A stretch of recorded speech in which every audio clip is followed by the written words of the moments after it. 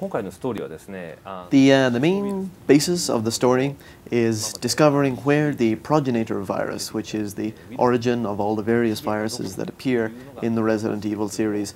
where that came from and how that came about. That's the main mystery we're going to solve in this game. In Resident Evil 5, one of the things that you can do is, yes, you can destroy environments using different weapons, and also we've tried to increase the level of freedom that you can achieve in the game. It's a more active game, a lot more stuff going on than previous games in the series, so we want to allow the player to be able to climb up places they want to climb, and to go places they want to go, and also to interact with the environment more than they've done so far. Yeah, one of the things that we have tried to do with this game is to increase the amount that you can interact with the environment. So for today you saw, for example, the drum cans that start fires, but we also have other parts of the environment that you can interact with and use them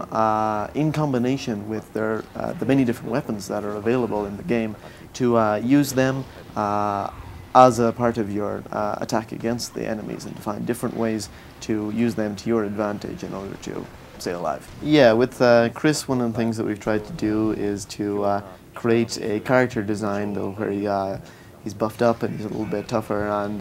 in tandem with that he's going to have a lot of different,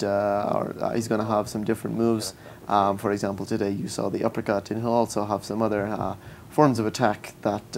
will be of use to him during the game. Today in the play demo that you saw, the stage that you saw, and that was definitely one of the bright areas in the game, one of the brighter areas. But actually in the game itself, the area that leads up to that is a very dark, very dark and sort of narrow area,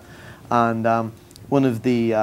ways that we'll use that in the gameplay is to have you going back and forth from dark areas to light areas, and having different kinds of gameplay within those. Yeah, one of the things that we've done is to improve the AI so that the enemies are smarter at chasing the player and going after you and working together to surround you and to follow you into any of the areas that you can go in.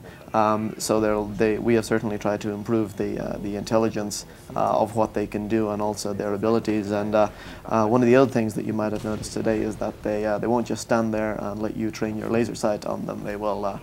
also have some countermeasures for that too. We think that the story, when you finish playing Resident Evil 5, you will know what the virus is, where it's come from, and where it's going to go in the future. We think we've created a story that will certainly answer all of those. Yeah, all the development staff and myself, you know, we love playing games. We're always trying out different games, but in terms of the games that actually had an influence on Resident Evil 5,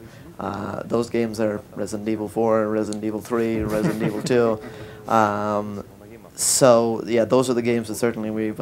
learned the most from. In terms of games that we're just playing at the moment, personally, I'm really big into Call of Duty 4 right now, and have a lot of fun with that. I think the reason that Resident Evil 4 was so well received by fans was because it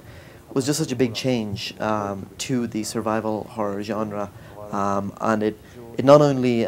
changed the genre itself, but it also preserved all the right elements of the genre and made them into something new, and I think that was something that really struck a balance with fans. And it, because Resident Evil 4 was such a good game, it puts a lot of pressure on us, and it creates a very big hurdle for us to create a game that is better than that.